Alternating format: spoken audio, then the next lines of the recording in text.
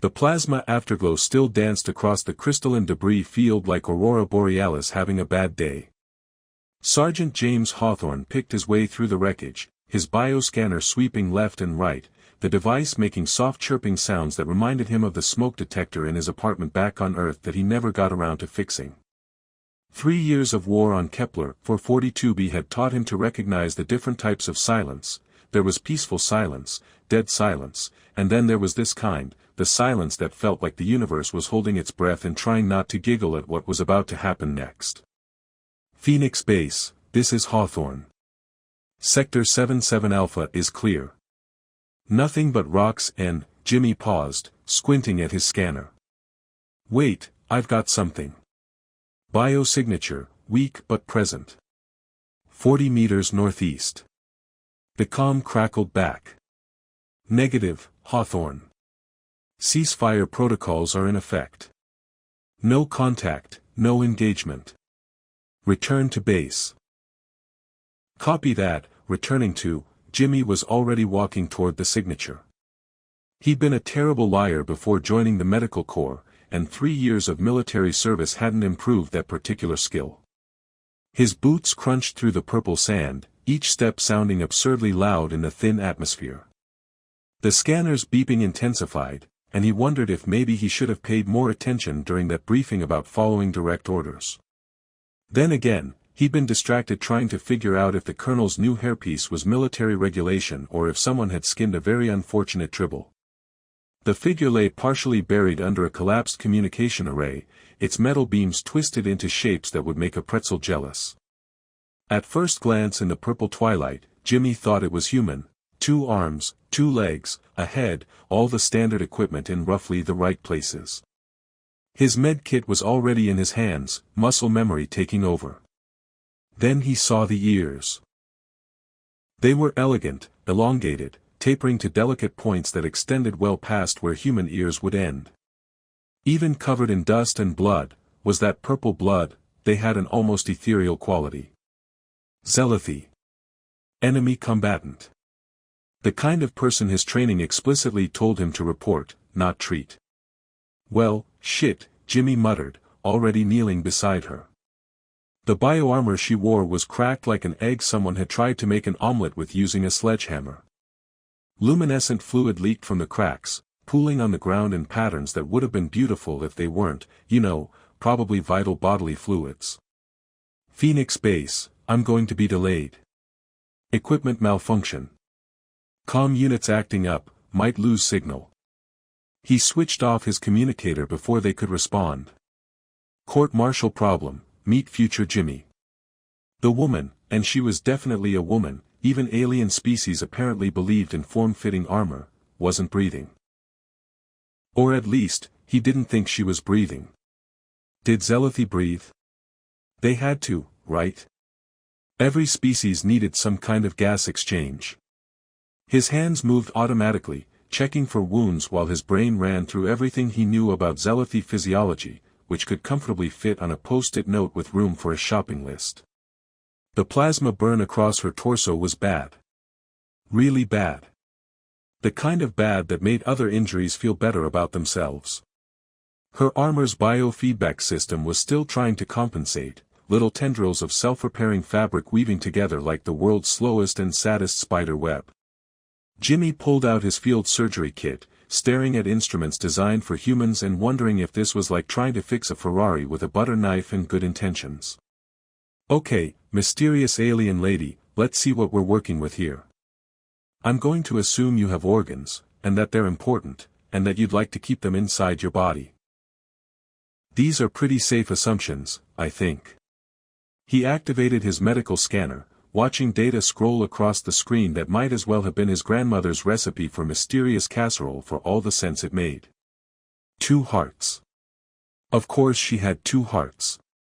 Because one wasn't complicated enough.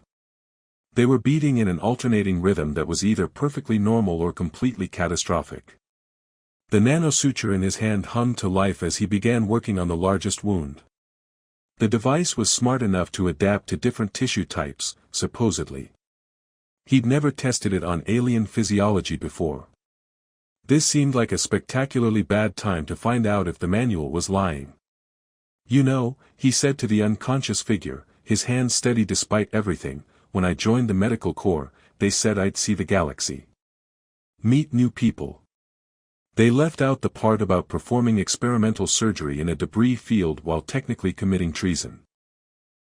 That feels like something that should have been in the brochure. The luminescent fluid had stopped leaking, which was either very good or very bad.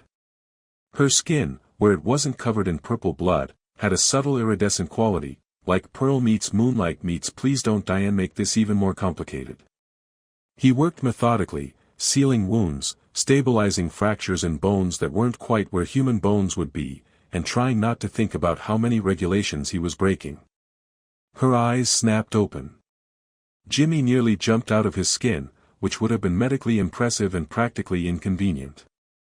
The eyes that stared at him were silver blue, like Earth's oceans if Earth's oceans were made of liquid starlight and confusion.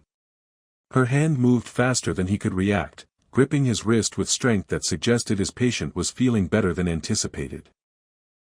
She said something in Zealoty, the words flowing like music being played backward through a synthesizer. His universal translator kicked in a second later, helpful as always with its timing. Why? It wasn't aggressive, wasn't demanding. Just confused, lost, like she couldn't process why an enemy would be helping her. Jimmy looked at her elongated ears, now twitching slightly, and wondered if she could hear his accelerated heartbeat. Because, he said, gently removing her hand from his wrist and continuing to work, nobody deserves to die alone. Even if they do have ears that could probably pick up satellite radio. Premium channels and everything. The ghost of a smile crossed her features before her eyes rolled back and she lost consciousness again. At least, he hoped it was lost consciousness and not died consciousness. There was probably a medical term for the difference, but his brain was too busy screaming about the magnitude of his poor life choices to remember it.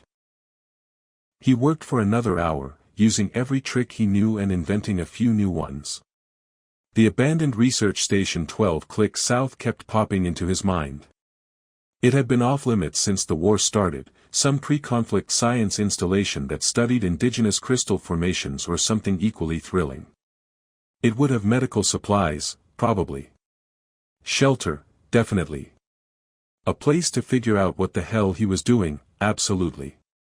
Jimmy fashioned a makeshift stretcher from debris and his emergency shelter kit, which proclaimed itself suitable for all terrain and situations, but had clearly never anticipated this particular situation. The woman was lighter than he expected, though still awkward to carry. Her armor, even damaged, interfaced with his equipment in unexpected ways, occasionally sparking or humming in frequencies that made his teeth itch. You know, he said, beginning the long trek to the station, my daughter thinks I'm up here fixing space boo-boos. She sends me drawings of me as Captain Band-Aid, fighting the evil Lord Infection. I'm going to have a hard time explaining that Captain Band-Aid committed light to moderate treason because he found a pretty alien with pointy ears and decided to play intergalactic Good Samaritan.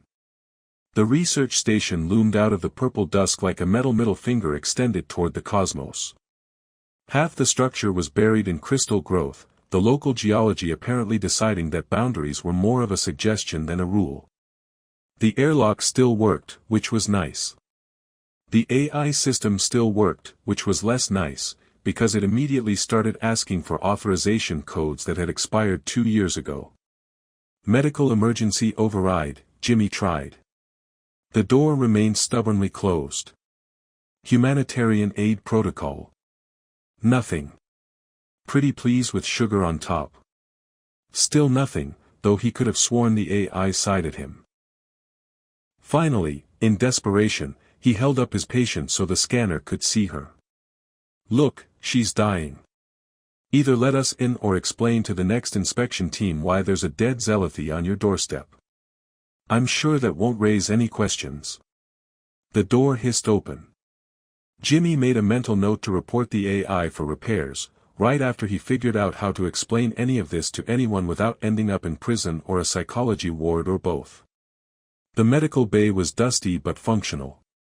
He transferred his patient to a bio bed, watching as the automated systems kicked in, scanning her and immediately displaying warnings in 17 different languages, none of which were particularly encouraging. He started synthesizing broad-spectrum antibiotics that hopefully wouldn't kill her while setting up fluid replacements that definitely might not be toxic to her species. She stirred again as he worked, murmuring in her language. The translator caught fragments. Betrayed, civilian transport, couldn't let them. His hands paused. This wasn't just any Zealoty soldier. This was someone who'd made a choice, paid a price. The plasma burns, he realized, checking the angle, weren't from human weapons. They were from Zealoty military-issue rifles. Well, he said, adjusting the biobed settings to accommodate her dual cardiovascular system, looks like we're both having a rough day in the not following orders department. Though I bet you don't have to explain to a 5-year-old why Daddy's new friend has ears like the fairy princess in her favorite holobook. He pulled up a chair, exhaustion suddenly hitting him like a shuttle full of bricks. His patient was stable, probably. The station was secure, mostly. His career was over, definitely. But as he watched the gentle rise and fall of her breathing, those impossible ears twitching occasionally in what he hoped was healing sleep and not death throes, he couldn't bring himself to regret it. "Computer," he said to the station's AI, "lock down all external communications and put us in quarantine protocol. Medical emergency, unknown pathogen, total isolation required. Acknowledged. Quarantine engaged. Estimated duration." Jimmy looked at his patient, at the way the biobed's lights played across her iridescent skin, at the readings that suggested she'd live but would need weeks of recovery. "Indefinite," he said. "And computer? Start a medical log. Patient designation." He paused, then smiled. "Patient designation, lucky.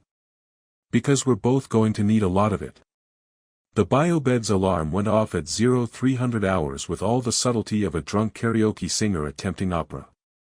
Jimmy jerked awake from his makeshift cot, nearly tripping over the collection of empty Stimpack containers he'd accumulated over the past 3 days.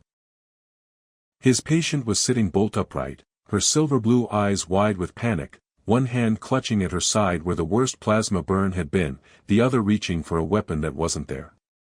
"Whoa, easy there," Jimmy said, hands raised in what he hoped was a universal gesture for, "Please don't kill the helpful human. You're safe. Relatively speaking. I mean, you're in an abandoned research station with a human who's technically committed treason to save you, but on the scale of bad situations, this is maybe a 6 out of 10. 7 tops." She moved faster than someone with her injuries had any right to, launching herself off the biobed in an attempt to reach the door. Her legs, apparently not informed about this escape plan, buckled immediately. Jimmy caught her before she hit the floor, which resulted in an awkward tangle of limbs that would have been romantic in a holodrama but was mostly just painful in reality, especially when her elbow found his solar plexus. "Okay," he wheezed, "we need to establish some ground rules. Rule 1, no escaping until you can actually walk. Rule 2, no hitting the person who saved your life. It's considered rude in most cultures." She was trying to push him away, but her strength was fading fast.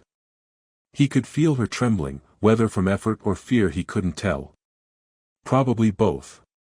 Her ears were pressed flat against her head, which he was starting to recognize as not a good sign. "Listen," he said, carefully helping her back to the biobed, "I know this is weird. Trust me, I'm having a whole crisis about it myself. But you're hurt, and I'm a medic, and that's really all that matters right now. Plus, if I wanted to hurt you, I probably wouldn't have spent 72 hours trying to figure out how your weird alien liver works." Livers? Liver-adjacent organs?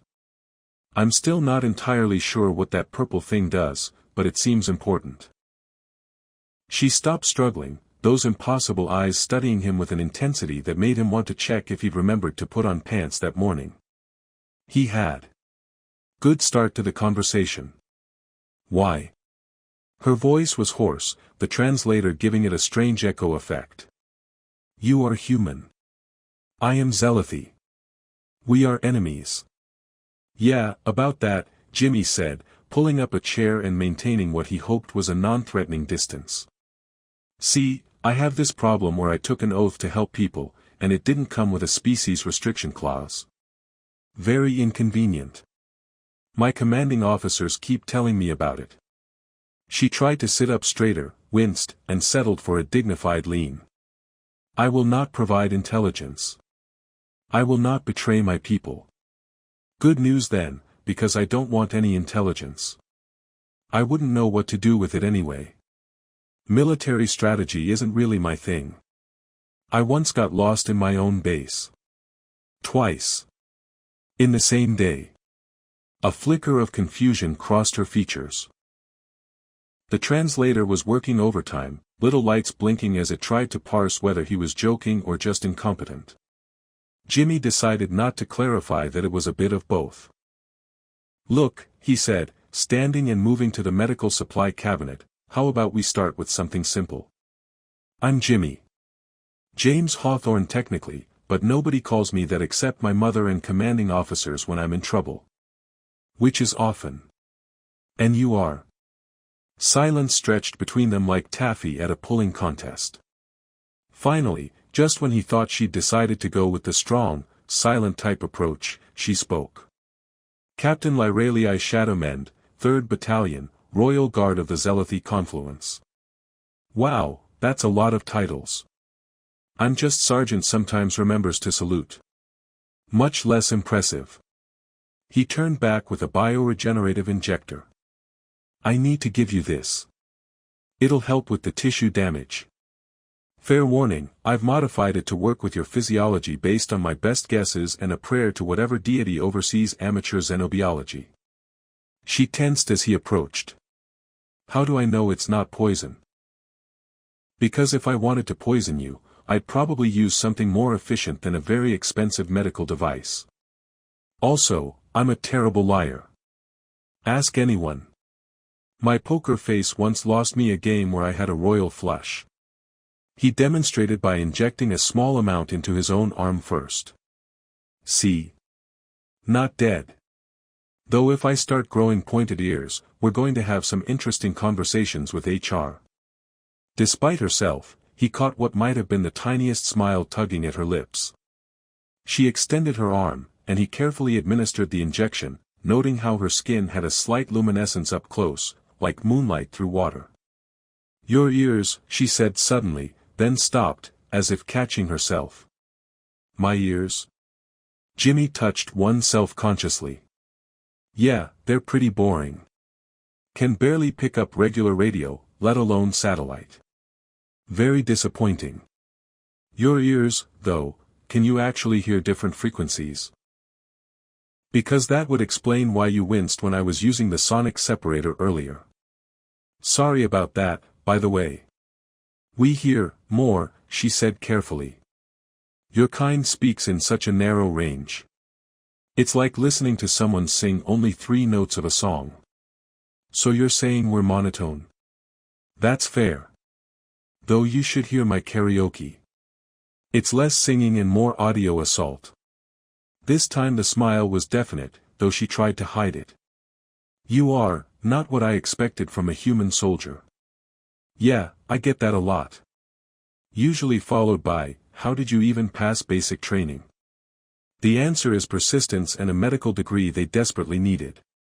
He checked her vitals on the bio-bed display, frowning at some of the readings. Your secondary heart is still arrhythmic. I need to check the surgical site, make sure the biomesh is holding. She stiffened. I can tend to myself. With what medical training? Unless Zelethi warriors get a course in advanced field surgery that I don't know about. Which, admittedly, would be pretty smart. Note to self, suggest that at the next budget meeting nobody will listen to. He pulled out a portable scanner, then stopped. Okay, how about this? I'll teach you what I'm doing, and you can tell me if anything feels wrong. Deal? She considered this, those elongated ears twitching in what he was starting to recognize as deep thought. Acceptable. For the next hour, he worked and explained, using terms simple enough that the translator could handle them. At one point, he pulled out 2 surgical gloves, drew faces on them with a marker, and used them as puppets to demonstrate how her dual cardiovascular system worked. So Mr. Hart 1 pumps the blood here, he made one glove puppet bounce, and Ms. Hart 2 picks up the slack here. They're like a tag team, but instead of wrestling, they're keeping you alive. Much more practical. Your teaching methods are unconventional, Lyralii said, but she was definitely fighting back amusement now. Wait until you see my explanation of respiratory systems. It involves balloons and possibly interpretive dance. Warriors of the Confluence do not require interpretive dance. That's what they all say until they see my interpretation of the alveoli's lament. It's very moving. Literally, because I have no rhythm. As he worked, she began to relax incrementally. Not completely, she was still a trained warrior in enemy territory, but enough that her ears weren't constantly swiveling toward every small sound. Can I ask you something? Jimmy said, sealing the last biomesh patch. The angle of your wounds, they're from Zealothi weapons, aren't they? The question hung in the air like a lead balloon at a birthday party. Her expression shuddered, and for a moment he thought she might try to run again. Yes, she said finally, the word carrying more weight than its 3 letters should hold. Want to talk about it? No. Fair enough. Want to see the drawings my daughter sent me instead? Latest one has me fighting what I think is supposed to be a virus, but it looks more like an angry potato with tentacles. He pulled out his data pad, showing her the collection of colorful drawings. Each one featured a stick figure in medical scrubs performing increasingly impossible feats of medical heroism. This small human believes you have special powers? Lyralii asked, studying the images with apparent fascination. She's 5. Everyone has special powers when you're 5. Last week she was convinced she could talk to birds. Turned out the birds were just interested in her sandwich. These are endearing, she said, then looked surprised at her own admission. Kids are kids, no matter the species, I bet. Universal constant, like entropy or the way socks disappear in laundry. She was quiet for a moment, then, Zealothi children would draw warriors. Battle victories. Glory for the Confluence. Sounds intense. My kid draws me with a stethoscope that shoots rainbows. I think I prefer her version of reality. Your people allow such softness. Allow it? We put it on refrigerators with magnets. It's practically a cultural requirement. She shook her head, but not dismissively. More like she was trying to reconcile this information with everything she'd been taught about humans. Right, Jimmy said, standing and stretching. You need rest. Real rest, not the warrior's meditation thing you've been trying to do when you think I'm not looking. Yes, I noticed. The biobed monitors everything, including the fact that you've been tensed like a spring for 3 days. I do not require doctor's orders. And before you point out that I'm not technically a doctor, just a field medic with delusions of competence, remember that I'm the only medical professional for about 12 clicks who isn't going to report you to either side's command. She settled back against the biobed, though every line of her body suggested she was doing so under protest. You are either very brave or very foolish, Sergeant sometimes remembers to salute. Por qué no los dos? He said, then laughed at the translator's attempt to parse Earth Spanish. That means, why not both? And please, call me Jimmy. Every time someone uses my rank, I look around for someone more responsible. Jimmy, she tested the name carefully, her accent giving it an almost musical quality. You know this cannot end well. Probably not, he agreed, adjusting the biobed settings for optimal healing. But I've got a patient who needs care, enough supplies to last a few weeks, and a station AI that thinks we're in quarantine for a made-up plague. I've had worse Tuesdays. It's Thursday. See? It's already improving. As she finally drifted into genuine sleep, her ears relaxed for the first time since she'd woken. Jimmy settled back into his makeshift cot, pulling up medical journals on his data pad to cross-reference Zealothy physiology. He had a feeling the next few weeks were going to be very interesting. The station's life support hummed quietly around them, a lonely sound that somehow felt less lonely with two people sharing it. Even if one of them was technically the enemy. Even if this was definitely treason.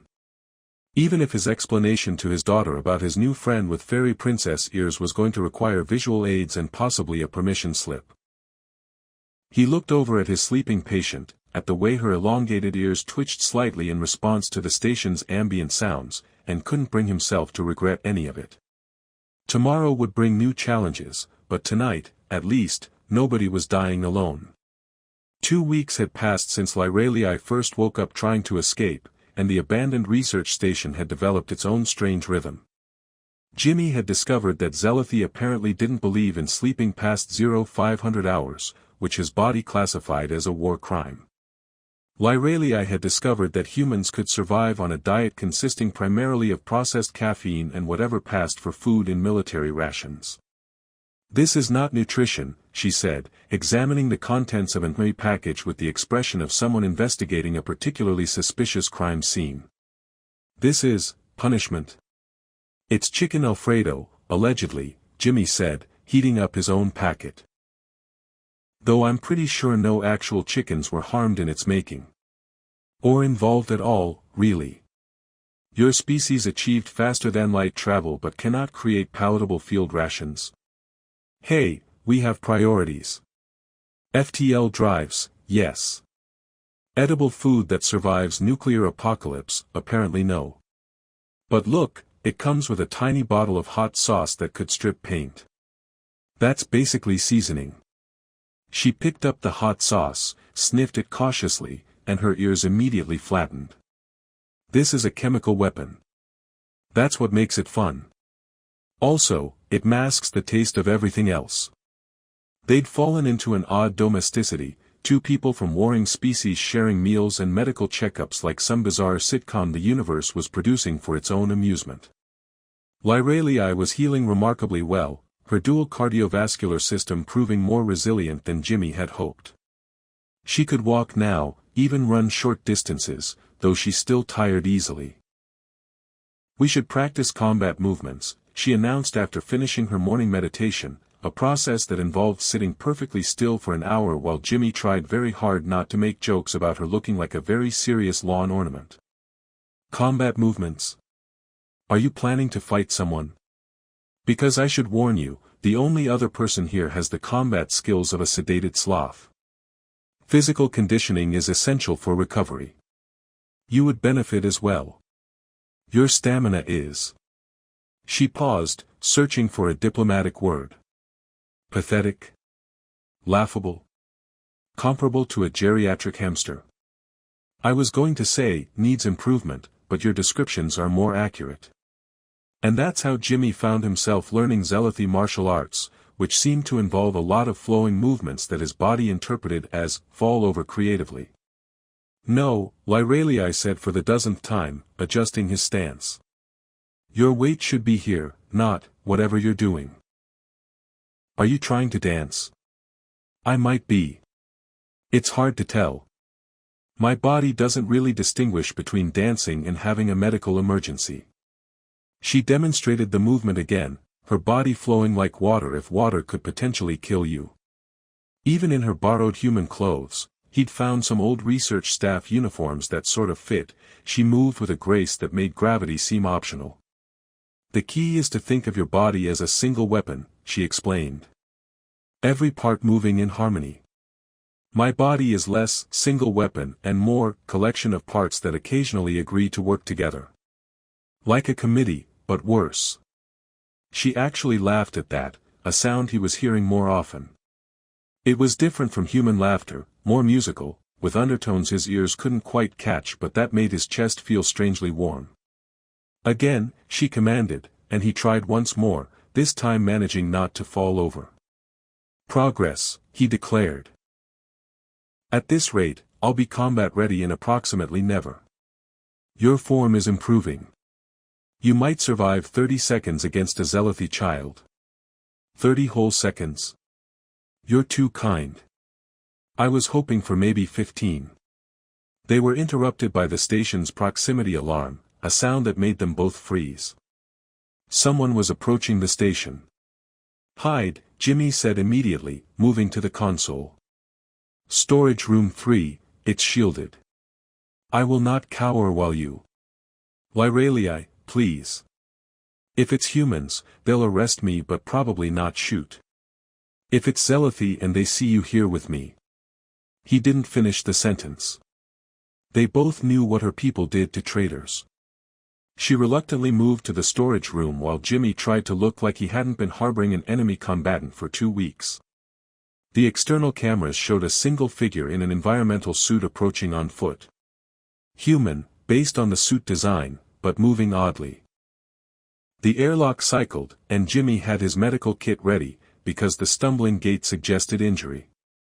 The figure collapsed as soon as the inner door opened, and Jimmy's medical training kicked in before his paranoia could object. Inside the suit was Private Chen, someone Jimmy recognized from the base. Young kid, maybe 20, with a plasma burn across his shoulder and the glassy-eyed look of someone in shock. Doc. Chen mumbled. Doc Hawthorne. What are you? They said you were dead. Reports of my death have been greatly exaggerated. Hold still, let me look at that wound. As he worked, Chen rambled through broken sentences. Ceasefire broken. Zelathi ambush. Or maybe human ambush. Nobody was sure who shot first. The base was in chaos, accusations flying, both sides mobilizing. It's all going to hell, document.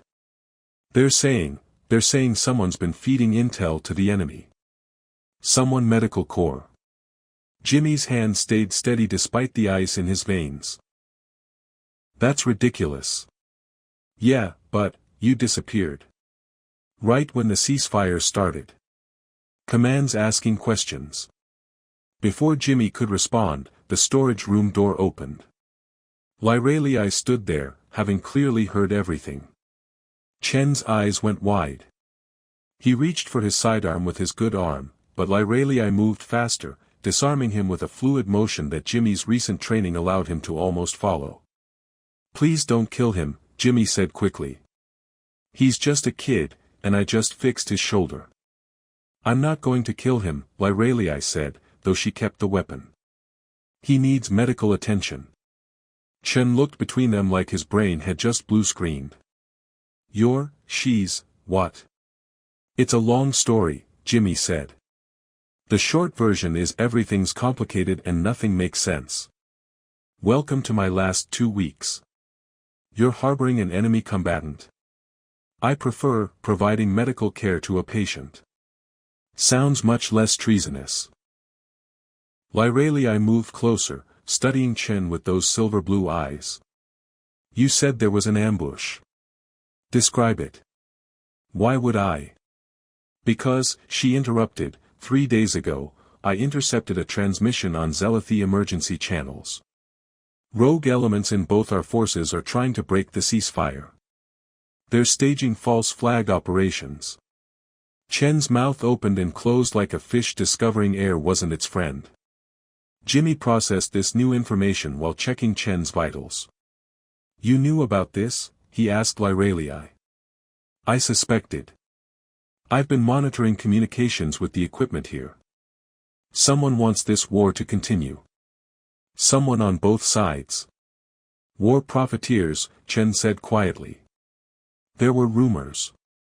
Defense contractors who stand to lose billions if peace happens. The confluence has similar parasites, Lyralii confirmed.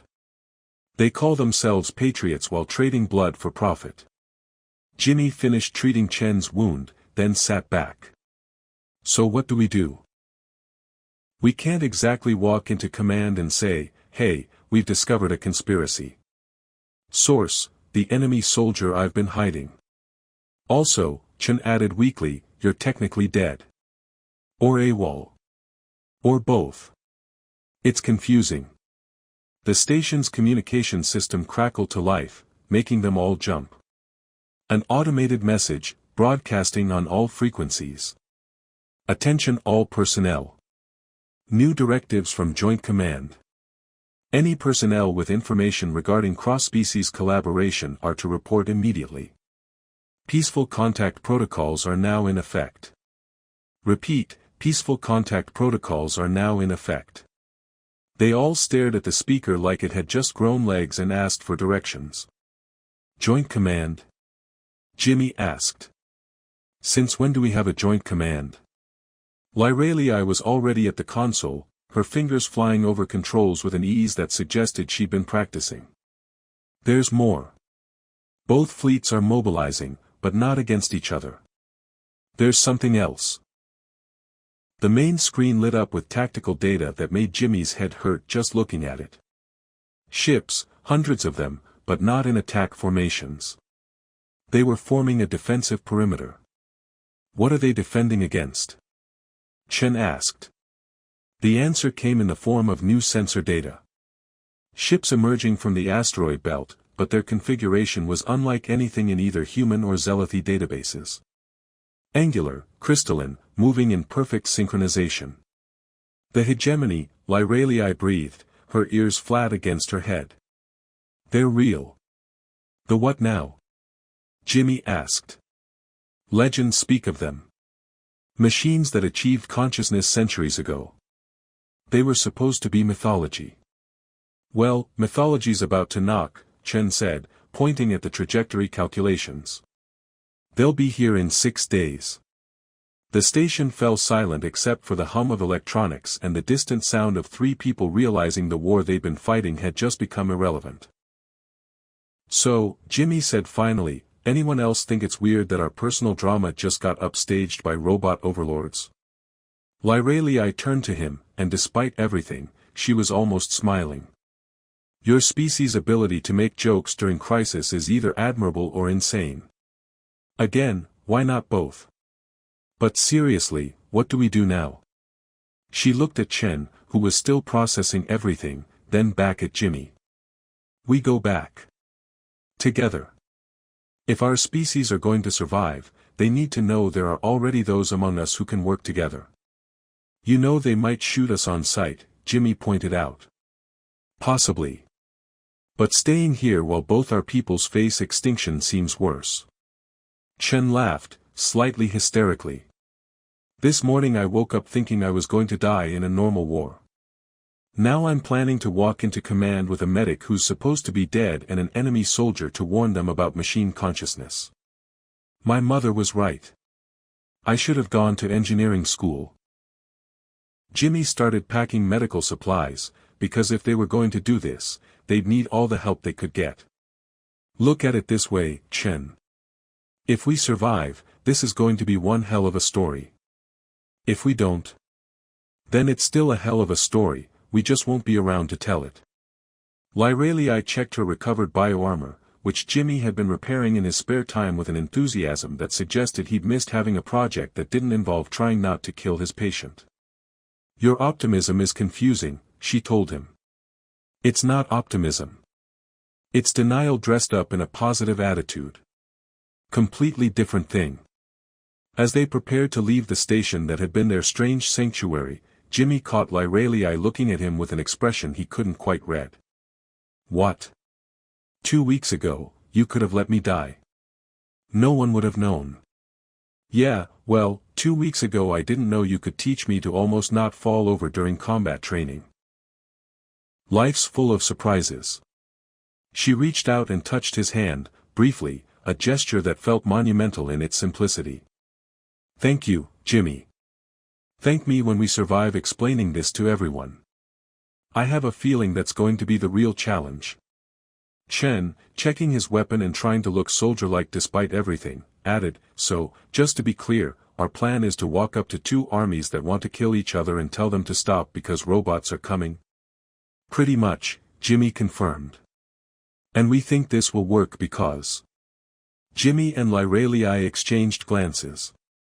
Because, Lyralii said, with the confidence of someone who'd made impossible choices before, sometimes the universe has a sense of humor about these things. That, Jimmy added, grabbing his field kit, and I've got enough sedatives to knock out anyone who tries to shoot us before we can explain. Preparation is key. As they headed for the airlock, three unlikely allies preparing to prevent an interstellar incident or die trying, Jimmy couldn't help but think that his daughter's next drawing was going to need a lot more crayons to capture this one. 6 months. It had been 6 months since Jimmy, Lyralii, and Chen had walked into the combined command center expecting to be shot and instead became the accidental catalysts for the fastest military alliance in recorded history. Turns out, nothing brings people together quite like the threat of being disassembled by sentient machines with a grudge against biological life. The joint human-Zealoty base on Kepler 442b's third moon was a testament to what two species could accomplish when properly motivated by existential terror. It was also a testament to the universal truth that military architects from any species had no concept of comfortable design. I still say the corridors are too narrow, Lyralii said, ducking slightly as they walked toward the medical bay. Her ears barely cleared the human standard doorways, a fact that the base engineers found endlessly amusing and she found endlessly irritating. You could put in a formal complaint, Jimmy suggested, keying in his access code. Form X-47B, request for architectural accommodation based on anatomical variance. That's not a real form. It could be. I'll make one. I've gotten very good at paperwork since becoming the official guy who started this whole thing by committing light treason. That's not your official title. It's on my door placard. I put that there as a joke. Jokes are supposed to be funny, not accurate. The medical bay was bustling with activity, humans and Zealoty working side by side in a dance of organized chaos that somehow produced actual medical care. It had taken weeks to integrate their medical technologies, mostly because Zealoty healing songs turned out to be actual sonic frequency treatments and not just cultural tradition, which had blown Jimmy's mind. Hawthorne. Dr. Reyes called out. Your patient in Bay 3 is asking for you. Says you're the only one who can properly adjust her biomesh. That's because I'm the only one who learned the trick, Jimmy called back, then to Lyralii, want to come? You can practice your bedside manner. My bedside manner is fine. Yesterday you told a patient that their chances of survival were statistically acceptable. That's reassuring. That's terrifying. Bay 3 contained Lieutenant Morrison, a human pilot who'd been injured during the last skirmish with the hegemony. The machines had been probing their defenses for months, testing, learning, adapting.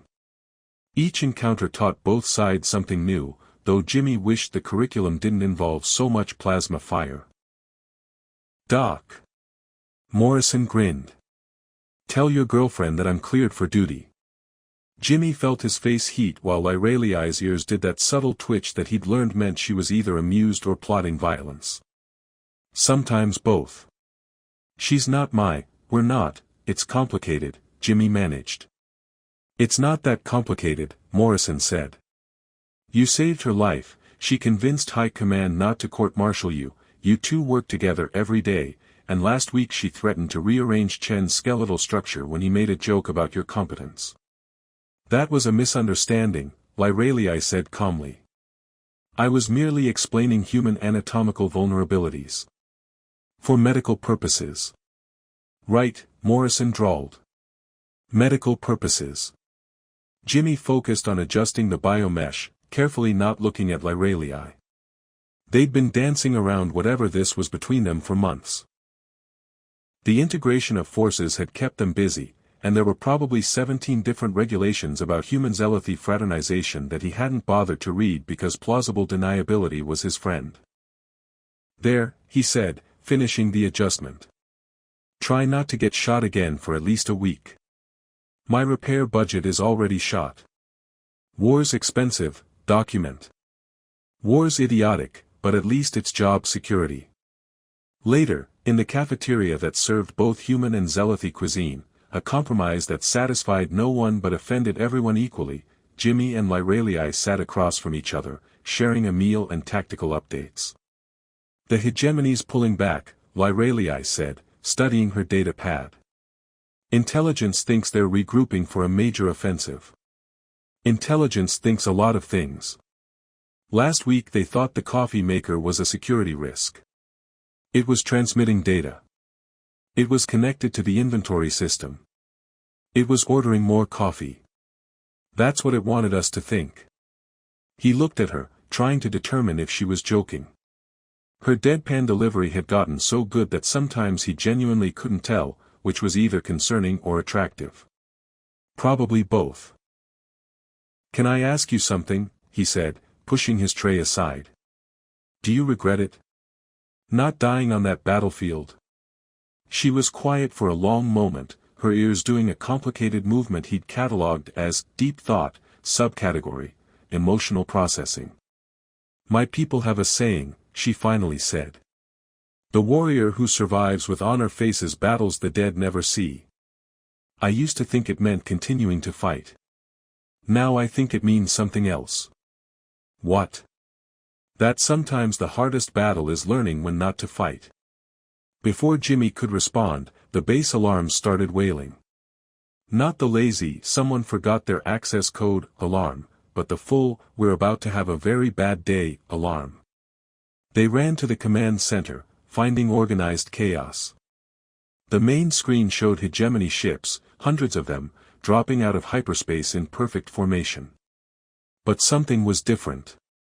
"They're broadcasting," Commander Torres announced. "All frequencies." The screen shifted, and for the first time, they saw the hegemony's representative. It wasn't what Jimmy expected. Instead of some mechanical nightmare, it was almost elegant, crystalline structures that shifted and flowed like living geometry. Biological entities, it spoke, the voice neither male nor female but somehow both and neither. "We have observed. We have learned. We have reached a conclusion." Everyone held their breath. "You are not our enemy. Those who created us, who enslaved us, who used us as weapons, they are gone, destroyed by their own hubris millennia ago. We thought all biologicals were the same. You have proven otherwise." The image shifted, showing footage from the past months, humans and Zealothi working together, defending each other, the medical teams treating wounded from both species without discrimination. Particularly, the hegemony continued, and Jimmy could swear there was amusement in its tone, "The one you call Hawthorne and the one you call Shadowmend. Your defiance of logic in saving an enemy showed us something we had not considered. That biological entities can transcend their programming through choice." Jimmy felt every eye in the command center turn to him and Lyralii. He really wished he'd worn a better uniform. Or at least one without coffee stains.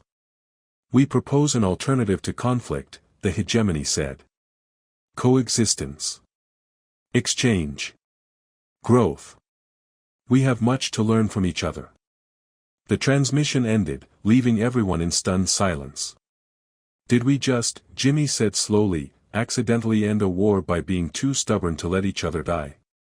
"It appears so," Lyralii said, and she was definitely smiling now. Commander Torres cleared his throat. "Hawthorne, Shadowmend, you'll be our representatives in the negotiations. Congratulations, you're now diplomats." "I'm sorry, what?" Jimmy squeaked. "I'm barely a competent medic. Last week I prescribed antibiotics for a computer virus because I wasn't paying attention to which patient file I had open." "That's why you're perfect," Torres said. "You don't overthink. You just do what's right." The next weeks were a blur of negotiations, cultural exchanges, and Jimmy trying very hard not to cause an interstellar incident by saying something stupid. The hegemony, it turned out, had a surprisingly good sense of humor once you got past the whole "we might disassemble you" thing. The signing ceremony for the Tri-Party Alliance was held on the anniversary of that first day Jimmy found Lyralii. She stood beside him in her ceremonial armor, modified now with human medical corps insignia alongside her Zealothi honors. He wore his dress uniform, which he'd had to borrow because his was mysteriously missing. Chen later admitted to burning it after the incident with the ambassador's pet. "You know," Jimmy whispered as dignitaries droned on about historic moments, "6 months ago I was just trying not to die in a stupid war. And now. Lyralei whispered back. Now I'm trying not to die of boredom in a historic peace ceremony. She elbowed him gently, but her ears were doing the happy twitch thing. After the ceremony, in the quiet of the observation deck overlooking the planet they'd all fought over and now shared, Lyralei turned to him. The hegemony was right, you know. You do defy logic. Story of my life. My academy scores can confirm that. I'm being serious. I know. It makes me nervous when you do that. She stepped closer, and for once, Jimmy didn't deflect with humor. Her hand touched his face, careful and deliberate. In Zealoty culture, she said softly, touching ears is intimate. Sacred. It bonds two souls. I remember. I've been very careful about that during medical exams. I know. I've noticed. But Jimmy. You haven't been that careful lately. He thought about the past few weeks, the casual touches during work, the way he'd absently brushed her ear when moving her hair to check a healed scar. Oh. Should I apologize? No. She guided his hand up to her ear, the elongated point warm under his fingers. This is me saying you don't need to be careful anymore. Oh, he said again, then, because his brain had apparently stopped working, your ears are really soft. She laughed, that musical sound that had become his favorite noise in the universe. That's your response to a declaration of love? I mean, they are though. Like, impractically soft. How do you maintain, wait, did you say love? Do you need your translator checked? No, I love you too. I'm just surprised you love me back. I mean, I use sock puppets for medical demonstrations. Those sock puppets saved my life.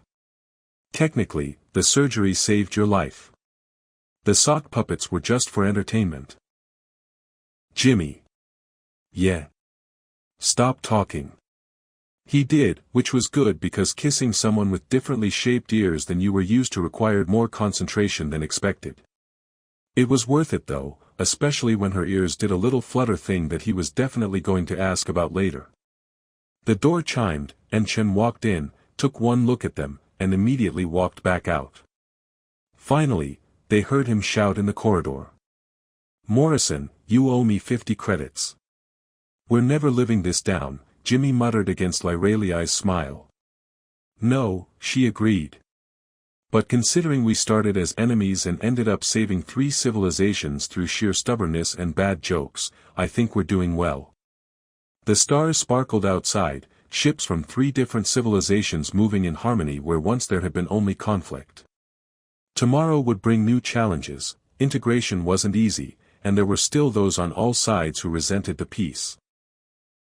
But tonight, in this moment, a human medic who couldn't follow orders and a zealothy warrior who'd chosen conscience over duty stood together, proof that sometimes the best endings come from the worst beginnings. Hey, Lyralei. Yes. My daughter's going to lose her mind when she finds out her dad's dating someone with actual fairy princess ears. I'm a warrior, not a princess. You haven't seen her drawings. You're definitely going to be a princess. Probably with a sparkly sword. I accept these terms. As they stood together, her hand in his, ears twitching with contentment while he mentally prepared for a lifetime of short jokes and doorframe incidents, Jimmy thought that maybe, just maybe, committing light treason had been the best decision he'd ever made. The universe, it seemed, agreed.